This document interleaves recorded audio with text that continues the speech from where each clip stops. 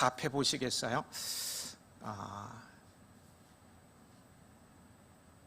이 천장이잖아요. 천장을 알지 못한다는 뜻으로 이 물건값 따위가 자꾸 오르기만 하는 것을 비유로 이르는 말을 가리켜서 뭐라고 하는지 아세요? 예, 좋습니다. 천정부지라고 하죠. 요즘 물가가 말이 아니라는 말들을 하십니다. 특별히 요 몇 년 사이에 집값이 천정부지로 치솟는 것을 보면 이거는 폭등이죠, 폭등. 그래도 젊은 세대들은 기회가 있는 것 같은데요. 뭐 40, 50대 저 같은 사람은 아예 집을 장만 못할 것 같아요. 저희 사는 집 바로 아파트는 밤 사이에 뭐 7억이 뜨더라고요. 와, 이거 어떻게 살지 모르겠어요. 그런데요, 열왕기 하서 7장에 보면은요, 우리 하나님은 천정부지로 폭등하는 이 물가를 하루아침에 잡는 분이시더라고요. 당시 물가가 어느 정도인가 하면 평소에는 불결하다고 쳐다보지도 않을 뿐만 아니라 먹지 않던 낙타머리가 은 80세겔로 약 1600만 원. 비둘기똥, 이거는 정확하게는 뭐를 표현한지 모르겠습니다. 하여튼 비둘기똥은 4분의 1 값에 은 5세겔로 100만 원 정도였습니다. 경제가 완전히 붕괴되어 버린 것입니다. 이렇게 부르는 게 값일 정도로 천정부지로 치솟던 물가를요, 하나님께서는 내일 이맘때쯤에 폭락하여서 고운 밀가루 한 스아가, 한 스아는 7kg 되는데요, 7kg 되는데 8,000원 정도, 보리 2스와에 8,000원 정도, 이거는 뭐 가격이 그냥 주는 거라고 할 수 있겠죠. 8,000원에 거래될 것이라고 말씀을 하셨는데요, 그 말씀하신 대로 내일 이맘때쯤 되었을 때 그대로 되었습니다. 또한 하나님은 수많은 군대를 소리 하나로 간단하게 물리치십니다. 사마리아 성을 둘러싸서 완전 포위할 정도로 막강 군사력을 자랑하던 아람 군대를 하나님께서는 어떤 보이는 실체가 아닌 그 소리로만, 그들이 겁에 질려 군수 물자와 장막은 물론이고요, 그들이 타고 다니던 말과 나귀까지 다 내버려 두고 걸음아 나 살려라고 하면서 도망치게 하십니다. 하나님께서는 이 한 나라를 건강하게 지탱하는 데 있어서 가장 중요하다고 하는 경제와 안보라는 두 마리 토끼를 다 잡으신 거예요. 거기에다가 선하신 분이십니다. 이러하신 하나님께서 현현하셔서 우리 대한민국을 통치 좀 해주셨으면 좋겠다는 생각이 드는데, 미친 생각인가요? 어떻든 여기서 분명히 알 수 있는 것은 우리 하나님은 우리 인생과 분명히 다른 분이시라는 거예요. 그분은 자신이 한 말에 절대 신실하신 분입니다. 그분은 헛된 말을 하지 않으셔요. 오직 진실한 말만 하시며 자신이 한 말에 대해서는 그것이 무엇이든지 반드시 지키십니다. 특별히 하나님은 인생과 달리요, 자신이 말한 것에 대해서는 얼마든지 지키실 수 있는 능력을 가지신 분이십니다. 사람은 약속을 하고 또 그것을 지킬 마음이 있어도, 지킬 마음이 100% 있어도요, 지킬 능력이 없어서 지키지 못하는 경우가 허다하잖아요. 지금 우리나라는 내년 대선을 앞두고 각 당에서 대통령 후보자를 내세우기 위한 경선에 들어갔는데요, 대통령이 되겠다고 하는 분들의 저마다 내세우는 공약을 들어보면은, 야, 내년에는 자기 정부에서는 지상천국이 도래할 것 같아요. 너무너무 잘 사는 나라가 될 것 같아요. 하지만요, 그들 중에 누가 대통령이 되든 그 공약을 다 지키지는 못할 것입니다. 빌공, 이제 헛된 공약이 될 것들이 많아요. 왜요? 하고는 싶은데 능력이 안 되는데 어떡합니까? 그러나 우리 하나님은 다르십니다. 하나님은 천지를 말씀 하나로 지으신 전능자이셔요. 그러므로 친히 말씀하신 것은 다 지키실 수 있습니다. 이러하신 하나님 앞에서 이사야 선지자는 만민에게 촉구하셔요. 너희는 여호와를 만날 만한 때에 찾으라, 가까이 계실 때에 그를 부르라. 본문 6절이죠. 이는 1절의 너희 모든 목마른 자들아 물로 나아오라, 돈 없는 자도 오라. 너희는 와서 사 먹되 돈 없이 값 없이 와서 포도주와 저절을 사라. 는 하나님의 구원의 초청에 대하여서 망설이지 말고 즉각적으로 믿음의 반응을 보이라는 촉구입니다. 지난 시간에 구원은 거저 받는 공짜가 아니라 믿음으로 산다고 말씀을 드렸어요.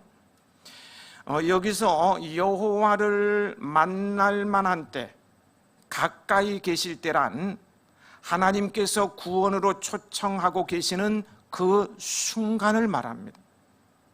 또 이 말씀은요, 하나님의 구원의 초청은 언제나 계속되는 것이 아니라 언젠간 중단되는 것을 보여줍니다.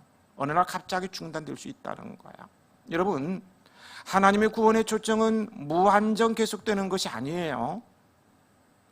하나님께서 구원의 문을 열어놓고 초청하시는 기간은 정해져 있어요. 이 초청의 시간이 지나면 구원의 문은 닫히게 되고요. 그 이후에는 구원으로 들어가고 싶어도 절대로 들어갈 수 없습니다. 그러므로 인생들은 아직 구원의 문이 열려 있을 때, 곧 하나님께서 구원으로 초청하고 있을 때 주저하지 말고 그 초청에 믿음으로 응해야 합니다.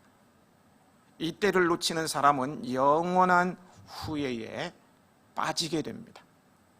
바울은 보라 지금은 은혜 받을 만한 때요, 보라 지금은 구원의 날이로다 라고 하였어요. 지금이 바로 구원의 기회라는 거예요. 여러분, 기회는요 긴 게 아닙니다. 기회는 순간입니다.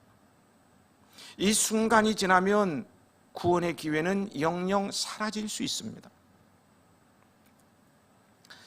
흔히들 여러분도 다 들어보셔서 보기도 하고 말씀도 하실 텐데요, 흔히들 사람들에게는 인생의 결정적인 기회가 3번 온다고 하죠. 그리고 그 기회를 어떻게 활용하느냐에 따라 그 사람의 인생이 달라진다고들 합니다.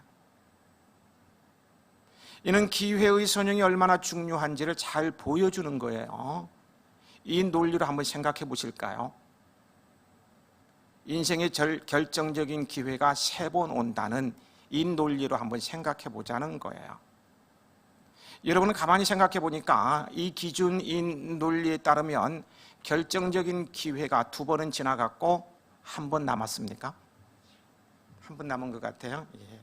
한 번의 기회 붙잡으시고 멋진 인생의 날개를 펴시고 훌훌 나르시기 바랍니다. 막 날아다니시기. 가만히 생각해 보니까 나는 3번의 기회가 다 지나가 버렸네. 이런 생각이 들어서 실망해 오시는 분이 계신가요? 그래서 실망하지 마십시오. 제가 보기에는요, 1번 더 남은 것 같습니다. 1번 더 남은 것 같아요. 그 기회를 잘 잡으시기 바랍니다.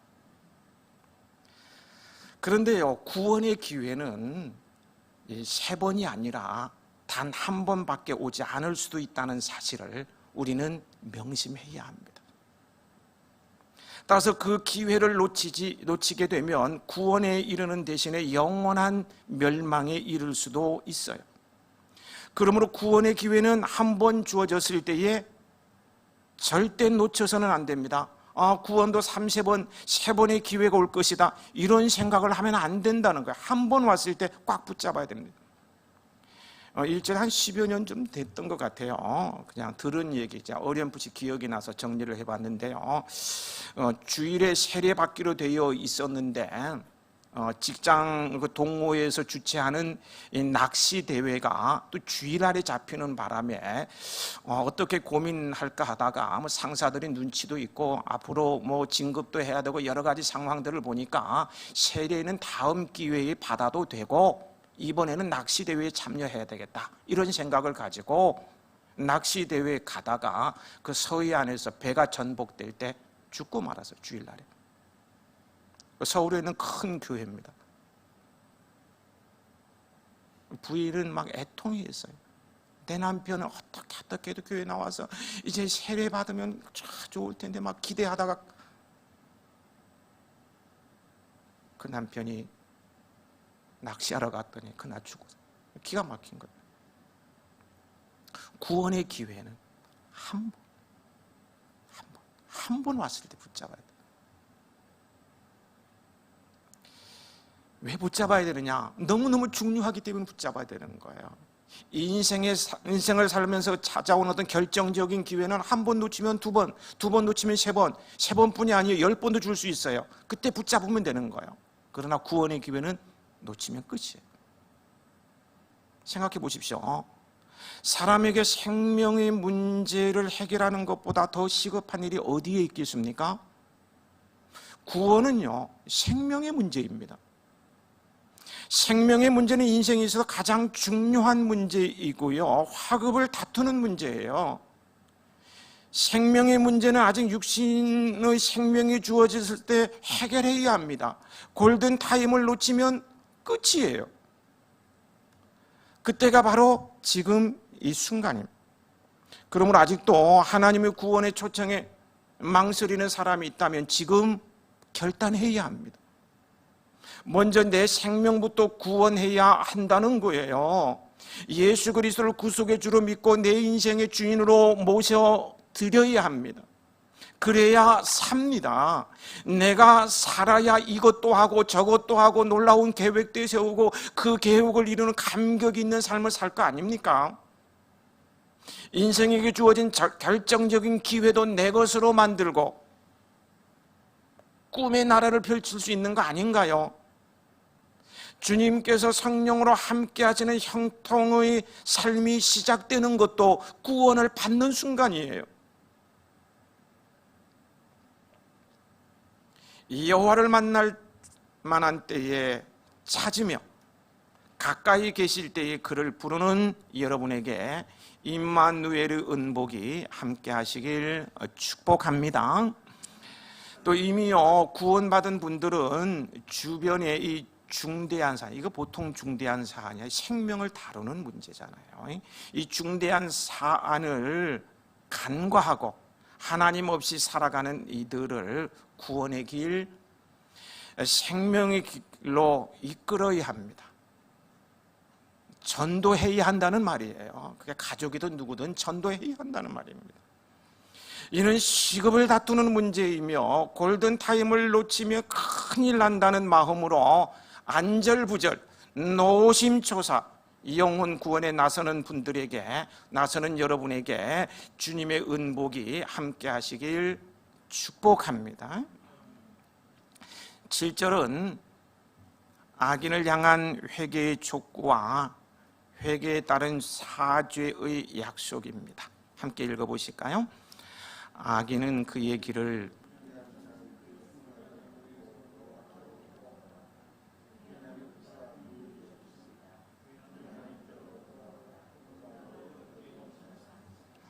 죄인들을 용서하시며 그들로 구원의 삶을 살게 하기를 원하시는 하나님은 죄인이 회개하기만 하면은요, 그가 무슨 죄를 지었든지 그의 죄의 무게가 어떠하든지 그 죄의 무게가 지구를 그냥 납작하게 만들어버릴 정도로 무겁든지 상관하지 아니하고 너그럽게 다 용서하여 주십니다. 하나님은 은혜로우시고 사랑이 한량 없으신 분이십니다.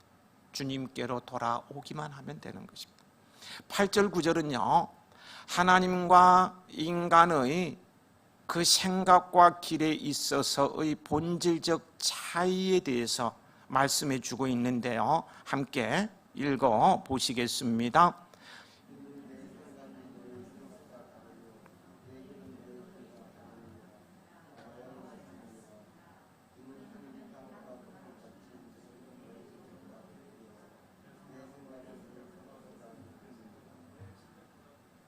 여기서 하나님께서 말씀하시고자 하는 것은요, 하나님의 일하심이나 행하심이 근본적으로 인생과는 차이가 있다는 사실입니다. 그렇습니다. 하나님의 생각과 길은 사람의 생각과 길과는 달라요. 하늘이 땅보다 높은 같이 높습니다. 완전 차이가 난다는 거예요. 하나님의 생각과 길은 언제나 완전한 데 비해서요, 사람의 한계에 대해 잠언 기자는 14장 12절에 어떤 길은 사람이 보기에 바르나 필경은 사망의 길이라고 했습니다. 또 하나님의 사랑과 용서도요, 인간의 사랑과 용서와는 다릅니다. 이 역시 하늘이 땅보다 높음 같이 높습니다. 보십시오. 사람 중에 어느 누가 죄인을 용서하고 구원하기 위하여 하나님께서 자기의 독생자를 희생하리라고 생각이나 할 수 있었겠습니까? 하나님께서 죄인을 용서하겠다고 독생자를 죽음의 자리로 내모는 이런 일을 할 것이라고 생각한 사람이 누가 있겠느냐는 거예요. 아무도 생각하지 못했습니다. 하지만 하나님은 그와 같이 하셨어요. 이것이 인간과 다른 하나님의 사랑이요 용서입니다. 인간은 하나님의 형상으로 지음을 받았기 때문에요, 모든 면에서 하나님을 닮았습니다. 그래서 사랑도 하고 용서도 합니다. 그러나 그러한 사랑이나 용서는 그저 하나님의 것을 흉내낼 수 있을 뿐입니다. 하나님과 인간 사이에는 하늘이 땅보다 높은 것이 엄청난 차이가 존재하는 거예요. 이는요, 비단 사랑과 용서의 측면에서만이 아닙니다. 모든 면에서 하나님과 사람 사이에는 하늘이 땅보다 높음 같이 차이가 존재합니다. 사람은 하나님의 성품, 행사, 계획 등 모든 면에서 흉내조차 제대로 낼 수 없어요. 왜냐하면 하나님은 창조주이시며 완전하시고요, 사람은 그의 피조물이고 불완전하기 때문입니다. 그럼 우리는 하나님의 인도하심을 받아야만 하는 거예요. 그래서 잠언 기자는 16장 9절에 말합니다. 사람이 마음으로 자기의 길을 계획할지라도 그의 걸음을 인도하시는 이는 여호와시니라. 그럼 우리는 어떻게 해야 합니까? 내 생각과 내 길을 고집하지 말고 범사의 하나님을 인정하고 그분에게 모든 행사를 맡겨야 합니다. 그러면 이루실 뿐 아니라 그 공의를 한날의 햇살처럼 빛나게 하십니다. 여러분은 내 생각과 길이 아니라 하나님의 생각과 길, 그 뜻에 맞추는 성도들이 되시길 소망합니다. 기억하십시오. 우리 성도들에게 있어서요, 가장 큰 적은, 우리 성도들에게서 가장 강력하다 그럴까요? 가장 무섭다 그럴까요? 하여튼 가장 큰 적은요, 원수, 마귀, 사탄이기 전에 내 생각, 내 길입니다. 이것이 평생 하나님의 생각, 하나님의 길을 대적합니다. 인간이 보기에는 다 옳은 것 같아도요, 내 생각, 내 길을 버리지 못한 사람은 심판날에 큰 부끄러움을 당하게 될 거예요.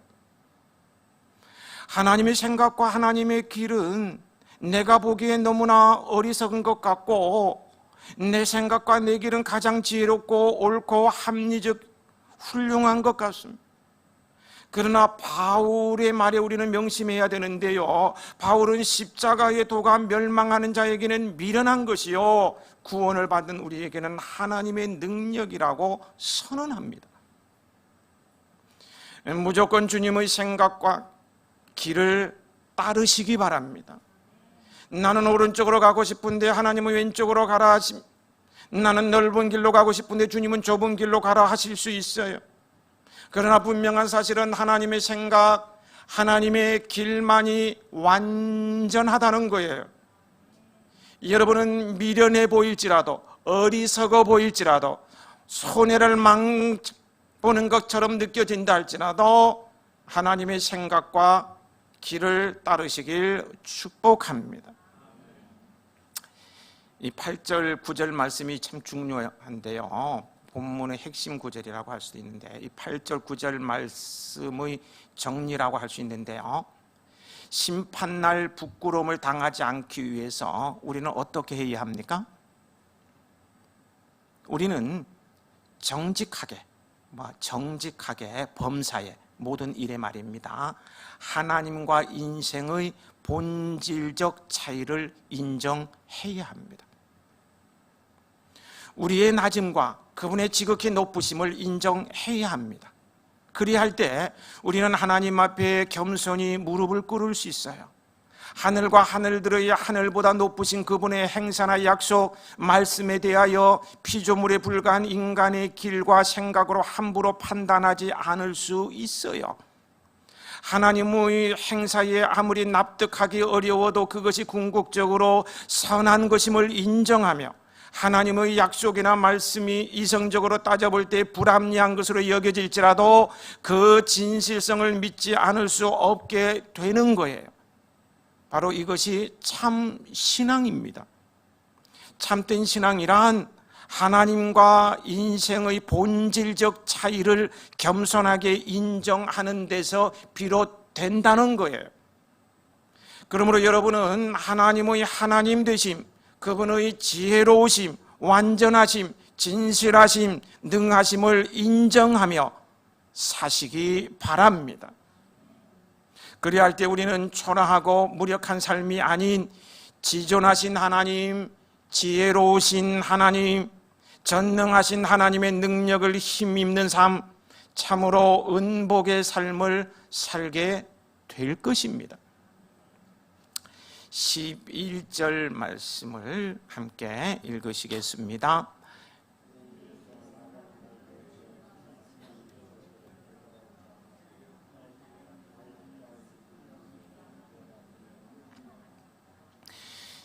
하나님의 입에서 나오는 모든 말씀은 헛되이 사라지지 않고 반드시 그 목적한 바를 이루게 된다는 그런 말씀이죠.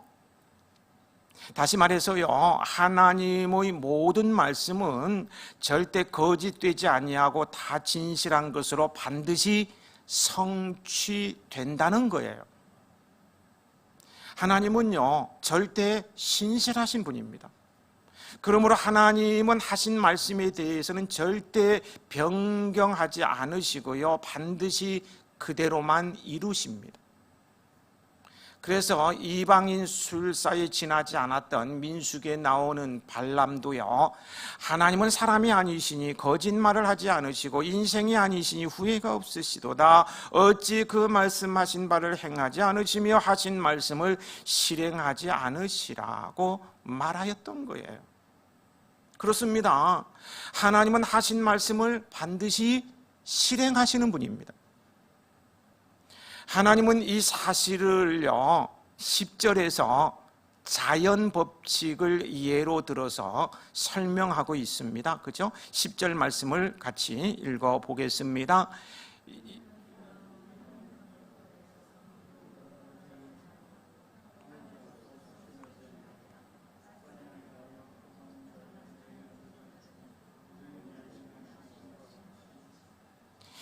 비나 눈이 하늘에서 내리면 그냥 그대로 하늘로 돌아가지 아니하고 땅을 적시면서 열매를 맺게 하는 것처럼 하나님의 입에서 나오는 말씀도 반드시 열매를 맺게 된다는 것입니다.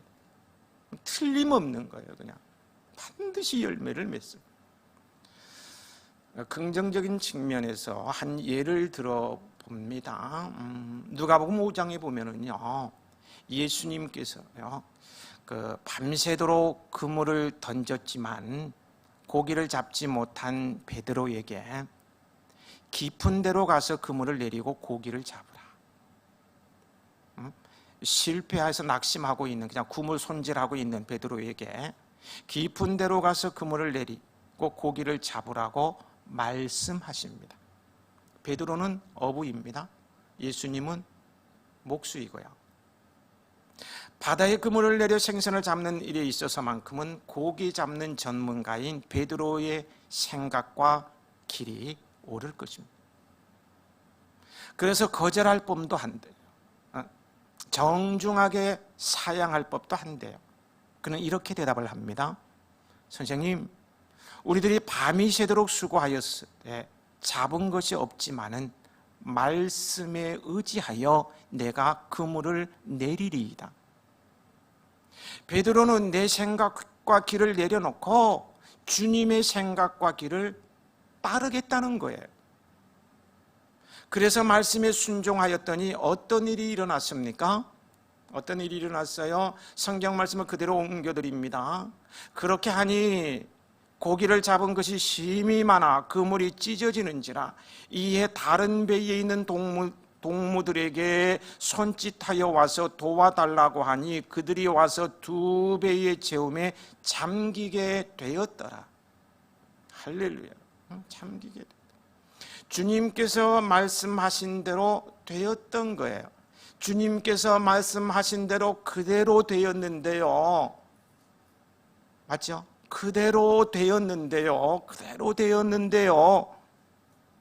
그것도요, 엄청난 양의 고기를 잡은 거예요. 그대로 되긴 되었는데 엄청난 고기를 잡게 하셨던 거예요. 완전 대박입니다. 이보다 더 좋을 수는 없어요. 두 배가 가라앉을 정도로 전무후무한 일이 일어난 거예요. 주님의 생각과 길에 맞춰서 순종했더니 내 생각과 길로 행했던 간밤에 있었던 쓰라린 실패의 일이 새까맣게 잊어버릴 정도로 도무지 믿겨지지 않는 기막힌 기적이 밤사이에 일어난 거예요. 순간적으로 일어난 거예요. 이런 은혜가 여러분의 생애에도 펼쳐지길, 있기를 축복합니다. 그러기 위해 해야인 여러분들은요, 하나님의 말씀을 따라 삶을 살아가십시오. 그 말씀에 근거해 범사 모든 일을 행하십시오. 하나님의 말씀이 금하신 것을 금하고 명하신 것을 준행하십시오.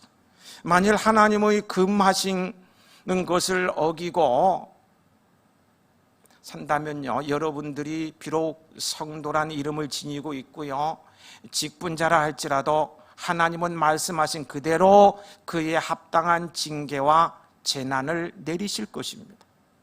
그러나 말씀에 근거하여 범사에 행하면 하나님은 여러분들의 삶에 의미 있는 결실, 확실한 은혜의 열매를 예비하실 것입니다. 실패를 새까맣게 잃어버릴 정도로 기적과 같은 은총을 베풀어 주실 것입니다. 12절과 13절은 자신의 생각과 길을 내려놓고 하나님의 생각과 길을 따르는 성도들에게 주어지는 복이라고 할 수 있겠는데요, 함께 읽어 보겠습니다. 너희는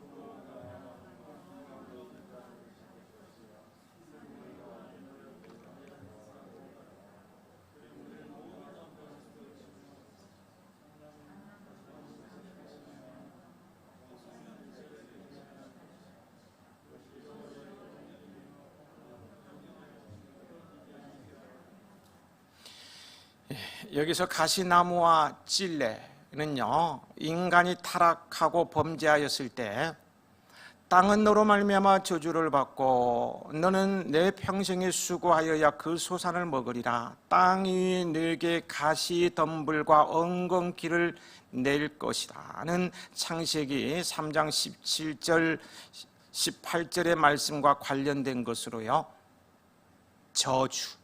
저주를 상징하는 것입니다.